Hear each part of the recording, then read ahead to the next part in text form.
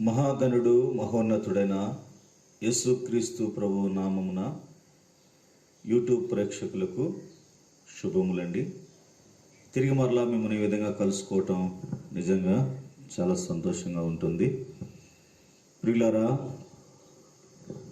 అందరూ బాగున్నారా? చాలా సంతోషం. ప్రియులారా, మరి ఈరోజు కూడా ఒక వచనాన్ని మనము చదువుకొని ముందుకు వెళ్దాము. ఈరోజు ఈ పాఠానికి మనము సమర్పణ అనే పేరు పెట్టుకోవచ్చు, డెడికేషన్. సమర్పణలో ప్రియులారా మనము ఎలాగ సమర్పించుకోవాలి అని దాన్ని బట్టి చూస్తే లేవియాకాండము 22వ అధ్యాయంలో కొన్ని వచనాలు చదువుకోవాలి. అంతకంటే ముందు చిన్న ప్రార్థన చేసుకుందాం. ప్రార్థన చేసుకున్న తర్వాత ముందుకు వెళ్దాం. ప్రేమగల తండ్రి, పరిశుద్ధమైన దేవ, ఈ మంచి ఉదయకాలాన్ని మీరు మాకు అనుగ్రహిస్తూ వచ్చినందుకు స్తోత్రం చెల్లిస్తున్నాం. మీరు సజీవుడు నాయన, మాట్లాడే దేవుడు. మీ దాసుని వట్టి వారిని ప్రభువా మరుగు చేయండి.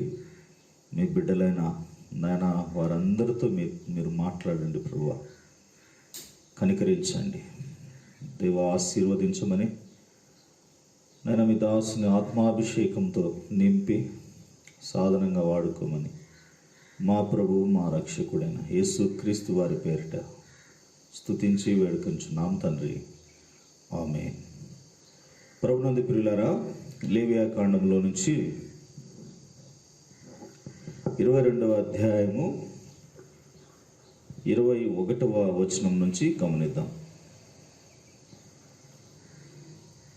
ఒకడు మొక్కుబడిని చెల్లించుటకే గాని స్వేచ్ఛార్పణము అర్పించుటకే గాని సమాధాన బలి రూపముగా గోవునైనను గొర్రెనైనను మేకనైనను యెహోవాకు తెచ్చినప్పుడు అది అంగీకరింపబడినట్లు దోషము లేనిదై ఉండవలెను. దానిలో కలంకమేది ఉండకూడదు. గుడ్డిదేమి, కుంటిదేమి, కొరత గలదేమి, గడ్డలదేమి, గజ్జి రోగములదేమి, చిరుగుడు గలదేమి, అట్టి వాటిని యెహోవాకు అర్పింపకూడదు. వాటిలో దేనిని బలిపీఠం మీద యెహోవాకు హోమము చేయకూడదు. కురిపి అయినను కోడెనైనను గొర్రె మేకల మందలోని దానినైనను స్వేచ్ఛార్పణముగా అర్పించవచ్చు, కానీ అది మొక్కుబడిగా అంగీకరింపబడదు. ప్రియులారా, విరిగిన దానినే కానీ చితికిన దానినే కానీ కోయబడిన దాన్ని కానీ యెహోవాకు అర్పింపకూడదు. మీ దేశములో అట్టి కార్యం చేయకూడదు. పరదేశి చేతి నుండి అట్టి వాటిలో దేనిని తీసుకొని మీ దేవునికి ఆహారముగా అర్పింపకూడదు. అవి లోపము గలవి, వాటికి కలంకములుండును. అవి మీ పక్షముగా అంగీకరింపబడవని చెప్పుము. చదువుకున్న లేఖన భాగములో దేవునికి సమర్పించేటప్పుడు లోపము లేనివి, కలంకము లేనివి సమర్పించాలని మనము నేర్చుకుంటున్నాం. ప్రియులారా, మొదటి కుటుంబములో హేబేలు కయ్యూను గూర్చి మనకు పాఠము, చక్కటి పాఠము అక్కడ విదితమే, పరిచయమే. హేబేలు తన మందలోనికి వెళ్ళి లోపము లేనివి, క్రొవ్వినవి, శ్రేష్టమైనవి అనే పదాలు మనం అక్కడ చూడగలం. దేవుని ప్రజలారా, మనం సమర్పించే సమర్పణలో ఒక స్పష్టత అనేది ఉండాలని మనం ఆది నుంచి కూడా నేర్చుకుంటున్నాం. దాంట్లో ఈ సమర్పణ అనే మాటకు అర్థం ఏంటంటే అంకితం. ఏమండి? ప్రతిష్ఠించుకోవటం, అంకిత భావంతో చేయటం. ఎందుకంటే లూకాసు వార్త 9:62లో కూడా మనం నేర్చుకుంటున్నాం, నాగటి మీద చేయి పెట్టి వెనక్కి తిరిగి చూచిన వాడు నా వాడు కాడు అంటాడు. అంటే మన అర్పణ ఒకసారి నిర్ణయం తీసుకుంటే దానిని ఖచ్చితంగా ప్రభువుకు సమర్పించాలి. ఊగిసలాటలో దేవుని దగ్గర పనికిరావు. దేవునికి స్తోత్రం. ఒక స్పష్టత అనేది ఉండాలి. ఈ సమర్పణలో మనము గాన గమనిస్తే ఒక 3 ముఖ్యమైనవి పదాలు మరి గొప్ప దైవజనులు వాడారు.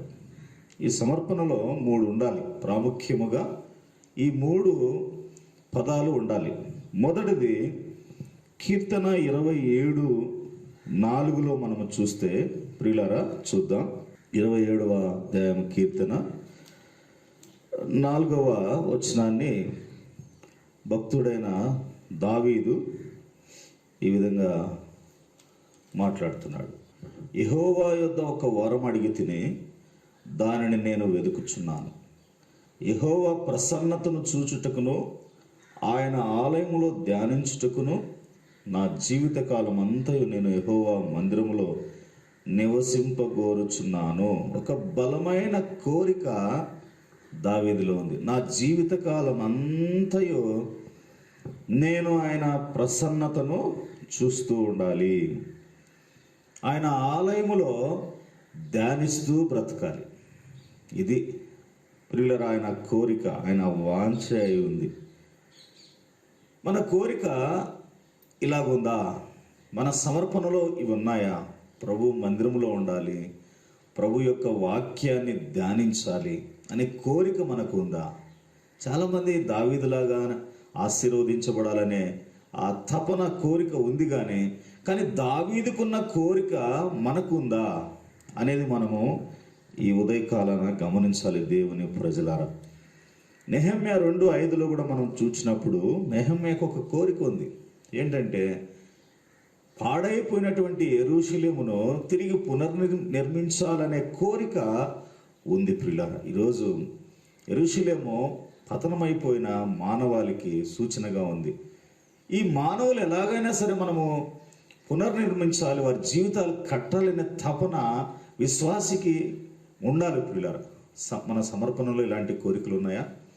మనం బాగుపడితే చాలు, ఎవరి ఆడబోతే ఏంటి అన్నట్లుగా ఈ లోకము, క్రైస్తవ లోకము ప్రియులారా వెళ్తుంది.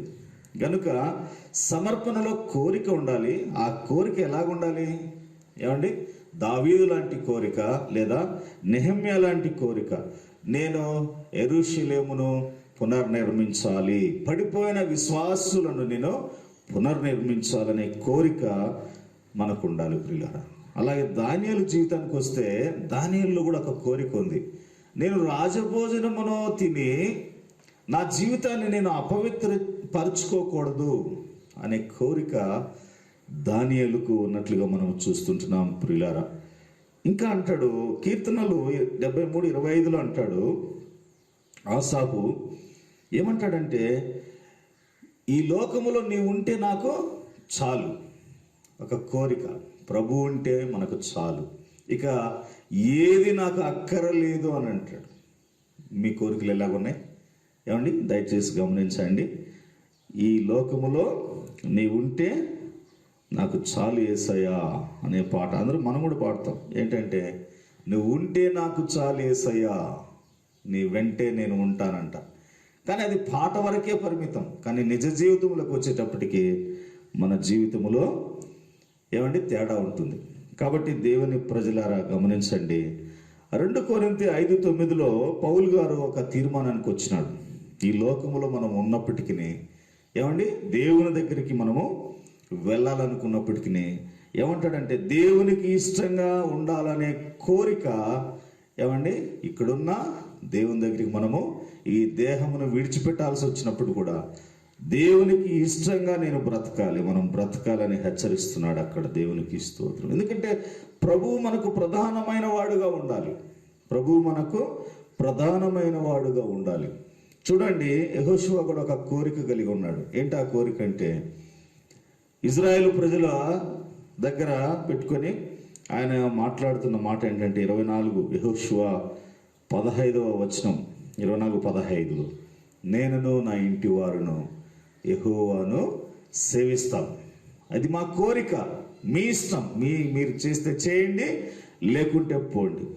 సమర్పణలో ప్రియులారా ఇక్కడ కోరిక ముఖ్యమైంది. ఇలా ఉండాలి, నేను ఖచ్చితంగా ఉండాలి, నేను నా ఇంటి వారు దేవుని ప్రజలుగా బ్రతకాలి అనే అదొక కోరిక అన్నమాట. అందుకే ప్రియులారా గమనించండి, కొలస్సీ పత్రికలో పౌలు హెచ్చరిస్తున్నాడు, మీరు క్రీస్తు కూడా లేపబడిన వారు అయితే మీ మనసు పైనున్న వాటి మీద పెట్టండి, మీ భూ సంబంధమైన వాటి మీద కేంద్రీకరించవద్దు. హెచ్చరిస్తున్నాడు, మీరు పర సంబంధమైన వాటి మీద మనసు పెట్టండి. మన కోరికలు ఎలాగుండే?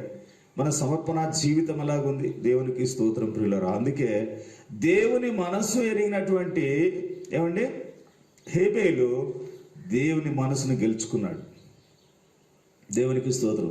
దేవునికి ఇష్టమైనవి ఆయన ఏమండి సెలెక్ట్ చేసుకున్నాడు. అందుకే రోమా పత్రికలో ఒక మాట వ్రాయబడి ఉంది 12వ అధ్యాయంలో, దేవునికి ఏమండి మీరు అర్పించేటప్పుడు ఎలాగుండాలంట? పరిశుద్ధముగా, అనుకూలముగా, అంటే దేవునికి ఇష్టకరముగా ఉండాలి. ఏమండి అవి పరిశుద్ధమైనవిగా ఉండాలి. మూడవదిగా అదేంటి? సజీవముగా, సజీవ యాగముగా, సజీవమైనవి అర్పించాలి. ఏదో మనం ఇప్పుడు లేవియాకాండంలో చూసుకున్నాం కదా, ఏదో ఒకటిలే అని అనాలోచనగా దేవుని దగ్గరికి తీసుకొచ్చి అర్పించకూడదు. కనుక ఇంకా కొంచెం ముందుకు వెళ్దాం, దయచేసి గమనించండి.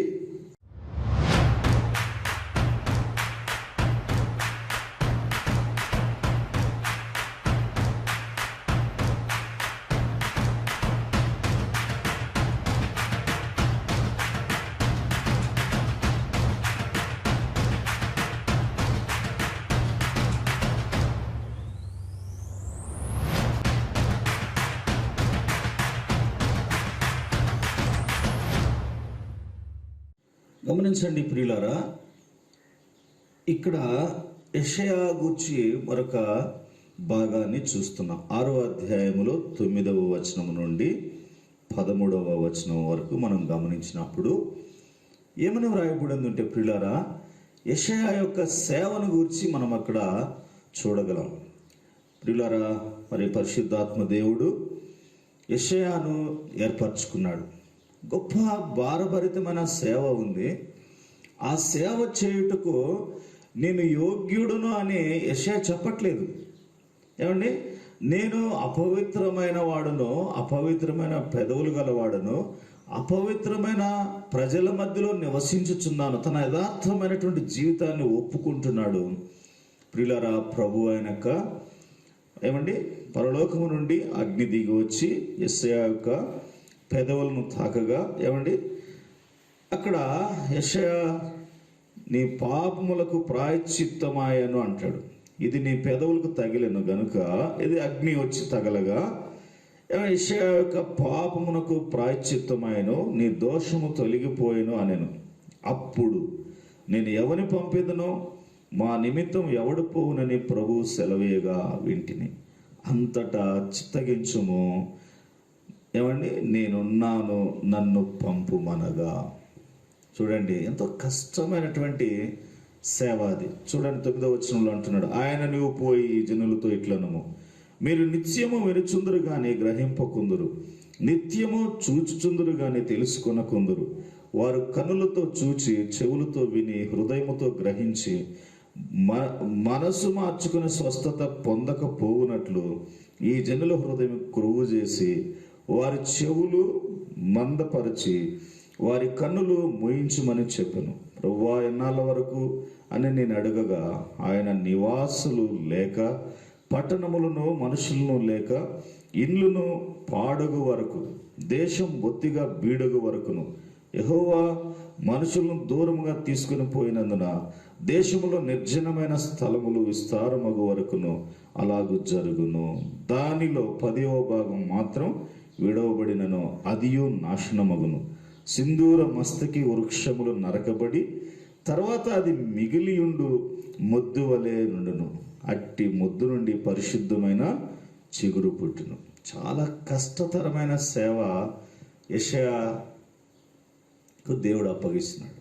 అయితే కష్టమైన సేవను చేయాలనే కోరిక యెషయాలో ఉంది ప్రియులారా. ఈరోజు దైవ సేవకుల్లో కష్టమైన సేవ చేయడానికి చాలామంది ఇష్టపడరు. అన్నీ అనుకూలంగా ఉండాలి ప్రియులారా. దయచేసి సమర్పణలో బలమైన కోరిక, స్పష్టమైన కోరిక ఉండాలి. రెండవదిగా చూద్దాం, ఫిలిప్పీ 3:13లో వ్రాయబడి ఉంది, పట్టుదలతో కూడిన సేవ. ఏమండి, లేదా దీక్ష కలిగినటువంటి ఏమండి జీవితం. ఫిలిప్పీ పత్రిక 3వ అధ్యాయంలో 13వ వచనం మనం గమనించినప్పుడు, సహోదరులారా, నేను ఇదివరకే పట్టుకొని ఉన్నాను, నేను తలంచుకున్నాను. అయితే ఒకటి చేయుచున్నాను, వెనకన ఉన్నవి మరచి ముందున్న వాటి కొరకై వేగిరపడుచు అనే మాట ఇక్కడ చూస్తుంటున్నాం. ఒక పట్టుదలతో పౌలు గారు సేవ చేస్తున్నట్లు మనము చూస్తుంటున్నాం ప్రియులారా.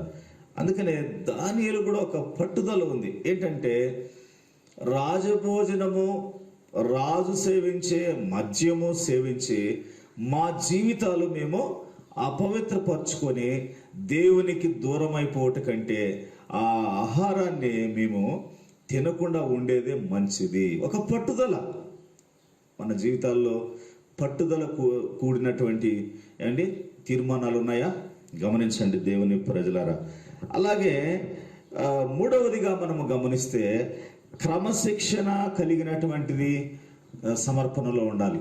క్రమశిక్షణతో కూడిన జీవితం. దేవునికి స్తోత్రం ప్రియులారా. చాలా మంది భక్తి చేస్తున్నారు కానీ ఒక క్రమశిక్షణ అనేది లేదు ప్రియులారా. ఇక్కడ మనం చూడగలము అంటే 1 కొరింథీ పత్రిక మనము 9వ అధ్యాయానికి వెళ్ళగలిగితే అక్కడ చూడండి,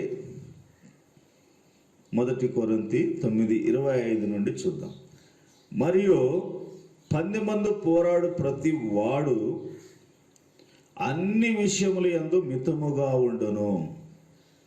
ఏమండి, ఇక్కడ సమర్పణలో ఒక క్రమశిక్షణ అనేది చాలా ప్రాముఖ్యమండి. అది ఏమంటున్నాడంటే అన్ని విషయములలో మితముగా ఉండాలి. వారు క్షయమగు కిరీటమును పొందుటకును, మనమైతే అక్షయమగు కిరీటమును పొందుటకును మితముగా ఉన్నాము. కాబట్టి నేను గురి చూడని వాని వలె పరిగెత్తు వాడను కాను, గాలిని కొట్టినట్టు నేను మాట్లాడటలేదు. కానీ ఒకవేళ ఇతరులకు ప్రకటించిన తర్వాత నేనే భ్రష్టుడనైపోదునేమో అని నా శరీరమును నలగొట్టి దానిని లోబరుచుకొనుచున్నాను. శరీరాన్ని ఎటు పడితే అటు ప్రియులారా మనము జీవించేది కాదండి. శరీరానుసారంగా మనం వెళ్ళకూడదని పౌలు గారి ద్వారా మనము నేర్చుకుంటున్నాం. ఒక క్రమశిక్షణ గల జీవితమును మనం ఇక్కడ పౌలు గారిలో చూస్తుంటున్నాం ప్రియులారా. ఆయన సాధనము చేస్తున్నాడు, శరీరాన్ని నలగొట్టుకుంటున్నాడు. నేను గురి లేని ప్రయాణం చేయలేదు, గుడ్డి ప్రయాణం చేయలేదు అంటున్నాడు. సమర్పణలో ప్రియులారా క్రమశిక్షణ చాలా చాలా ప్రాముఖ్యమైనది. ఆ తర్వాత ప్రియులారా గమనించండి, ఈ క్రమశిక్షణలో 42వ కీర్తన కూడా మనము చూసినప్పుడు, కీర్తనలు భాగము 42వ కీర్తన నుంచి 1-2 వచనాలు మనము గమనించినప్పుడు చూద్దాం. ఇక్కడ కోరహు కుమారులు వారి యొక్క జీవితాన్ని కూడా మనము చూసినప్పుడు, దుప్పి నీటి వాగుల కొరకు ఆశపడినట్లు దేవా, ఏమండి, నీ కొరకు నా ప్రాణము ఆశపడుచున్నది. నా ప్రాణము దేవుని కొరకు తృష్ణ కొనుచున్నది, జీవము గల దేవుని కొరకు తృష్ణ కొనుచున్నది. ఏమండి, ఒక క్రమమైన జీవితము మనము ఈ భక్తుల్లో చూడగలం ప్రియులారా. తృష్ణ, మన తృష్ణ దేని మీద అండి? మన సమర్పణలో ఇలాంటి తృష్ణ అనేది ఉందా? ఏమండి, క్రమశిక్షణ ఉందా? చూడండి, ఎప్పుడు కూడా దుప్పి నీటి వాగుల కొరకు ఆశపడినట్లు దేవా, నీ కొరకు నా ప్రాణం ఆశపడుతుంది. దేవుని సన్నిధికి నేను ఎప్పుడు వచ్చేదనో అంటాడు. ఆయన సన్నిధిని నేను ఎప్పుడు కనబడేదనో. ఒక ఎన్ని పనుల మీద ఉన్నప్పటికీ వీరిలో ఒక క్రమశిక్షణ వారిని వేధిస్తూ ఉంది. మేము ఎప్పుడు వెళ్ళాలి దేవుని సన్నిధికి, ఎప్పుడు ఆయన సన్నిధిలో కనబడాలి అననే ఒక ప్రియులారా అలవాటు చేసుకున్నారు వాళ్ళు. అలాంటి అలవాటు మన జీవితంలో కనబడుతూ ఉందా? గమనించండి ప్రియులారా. 2వ అధ్యాయం లూకాసు వార్తలో కూడా మరొక సన్నివేశాన్ని చూద్దాం. లూకాసు వార్త 2వ అధ్యాయమునకు మనం వచ్చినప్పుడు 36 నుండి మనం చూద్దాం. లూకాసు వార్త 2వ అధ్యాయం 36-37 వచనాలు. మరియు అషేరు గోత్రికురాలును పెనూయేలు కుమార్తెనైన అన్న అను ఒక ప్రవక్త్రి ఉండెను. ఆమె కన్యత్వం మొదలు 7 ఏండ్లు పెనిమిటితో సంసారం చేసి బహుకాలము గడిచినదై 84 సంవత్సరములు విధవరాలై ఉండి దేవాలయము విడువక ఉపవాస ప్రార్థనలతో రేంబగళ్ళు సేవ చేయుచుండెను. 84 సంవత్సరాల వయసులో ఉన్న అన్న విధవరాలుగా ఉండి వృద్ధాప్యంలో కూడా ఒక క్రమానికి అలవాటు పడింది. ఉపవాస ప్రార్థనలు చేస్తుంది. ఎట్లా? దేవాలయములో విడువక. దేవునికి స్తోత్రం. ఈ శరీరానికి మనం ఏం నేర్పిస్తే అదే చేస్తుంది. కాబట్టి శరీరానికి మనం యజమానుడిగా ఉండాలి, కానీ శరీరం మనకు యజమానుడిగా ఉండకూడదు. 84 సంవత్సరాల వయసులో విధవరాలయుండి కూడా దేవాలయమును విడవక, గమనిస్తున్నారా? ఉపవాస ప్రార్థనలతో రేయంబవళ్ళు సేవ చేయుచుండెను అనే గొప్ప సాక్ష్యము అన్నాని గురించి వ్రాయబడి ఉంది. దేవుని ప్రజలారా, మరి మన జీవితం ఒకసారి పరీక్షించుకుందాం ప్రియులారా. ఎలాగుంటున్నాం సమర్పణలో? మన సమర్పణకు అర్థం ఉందా ప్రియులారా? కాబట్టి డెడికేషన్, అంకిత భావంతో అంకితం చేసుకోవటం, ప్రతిష్ఠించుకోవటం. నేను ఇలా జీవించాలి అంతే, ఇంకా దానిలో మార్పులు రాకూడదు. 3 భాగాలు మనం చెప్పుకున్నాం. సమర్పణలో ఈ 3 భాగాలు కూడా ఉండాలి. మొదటిది కోరిక. మనకు ఒక కోరిక అనేది ఉండాలన్నమాట. నేను ఇలాగ చేయాలి, నా ప్రభువుకి ఇలాగ చేయాలి. హేబేలు కూడా మందలోనికి వెళ్ళి శ్రేష్టమైనవి, క్రొవ్వినవి ప్రభువుకు అర్పించాలి. అవి పరిశుద్ధంగా ఉండాలి. దేవునికి అర్పించేవి పరిశుద్ధంగా ఉండాలి. అవి దేవునికి ఇష్టమైనవిగా ఉండాలి. మూడవదిగా అది సజీవమైనవిగా ఉండాలి. చిరిగిపోయినవి, అరిగిపోయినవి. మా చిన్నతనంలో పాట పాడేవాళ్ళు. ఏం పాట అంటే, అరిగిపోయిన 5 పైసలు, పగిలిపోయిన 10 పైసలు అనే పాట పాడేవాళ్ళు. మేము నవ్వుకునేవాళ్ళం. ఇది చాలా 30 సంవత్సరాల క్రితం పాట. అప్పుడు పాట పాడుతుంటే నిజమే కదా, మరి సేవకునికి లేదా దేవుని సన్నిధికి వచ్చేటప్పుడు ఏదో అనాలోచనగా తీసుకొచ్చేవాళ్ళు. కానీ ప్రియులారా, మనము నిజమైనటువంటి దేవుని ఆశీర్వాదాలు పొందుకోవాలంటే హేబేలు వలె మనము ఖచ్చితమైన బ్రతుకు సమర్పణలో ఉండాలి ప్రియులారా. మనం అలాగే ఒక దీక్షతో చేయాలి. మూడవదిగా క్రమశిక్షణ ఉండాలి. నీ శరీరం నిన్ను అభ్యంతరపరుస్తుందా? నీ శరీరాన్ని పౌలు ద్వారా మనం నేర్చుకుంటున్నాం. కొరింథీ పత్రికలో మన శరీరాన్ని నలగొట్టుకోవాలి. ఉపవాసాలతో, జాగరణలతో శరీరాన్ని లోబర్చుకోవాలి. దేవునికి స్తోత్రం. అలాంటి కృప దేవుడు మనకు అనుగ్రహించి తన యొక్క రాకడకు మనల్ని సిద్ధపరచును గాక. ఆమేన్. ప్రార్థన చేసుకుందామండి. ప్రేమగల తండ్రి, పరిశుద్ధుడా, ఇదిగో సమర్పణలో, డెడికేషన్లో ప్రభువా నాయన 3 విధములైనటువంటి ప్రాముఖ్యమైనటువంటి భాగాలు మేము నేర్చుకుని ఉంటున్నాం. మొట్టమొదటిగా ప్రభువా నాయన కోరిక, రెండవదిగా ప్రభువా ఒక పట్టుదల ఉండాలి సమర్పణలో, మూడవదిగా క్రమశిక్షణతో కూడినది ఉండాలని నాయన మేము హెచ్చరించబడి ఉన్నాం. నాయన చాలామంది వర్తమానాలు వింటున్నారు ప్రభువా, బలపరచబడుతున్నారు నాయన. ఈ వచనాల్లో ఉంటున్న ఈ పాఠ్యభాగంలో నాయన, ఆత్మీయ పాఠములో ఉంటున్న సత్యాలు ప్రతి బిడ్డ గ్రహించి అనుసరించేవారుగా ఉండినట్లు సాయం చేయండి దేవా. మీరు ఇచ్చిన ఈ గొప్ప అవకాశం కొరకు స్తోత్రం. సేవను విస్తరింప చేయండి. కోటగుడిగుండలో మందిరం నాయన అది ముగించబడింది. ప్రతిష్ఠించుటకు మాకు ఒక దినం ప్రసాదించండి నాయన. చిన్న పనులు, వైట్ వాష్ అనేది పెండింగ్లో ఉంది ప్రభువా. మీ చిత్తమైతే అది కూడా పనులు త్వరగా అవ్వాలి, సాయం చేయమని యేసు పరిశుద్ధమైన నామములో స్తుతించి వేడుకొంచున్నాం తండ్రి. ఆమేన్. ఆమేన్. God bless you.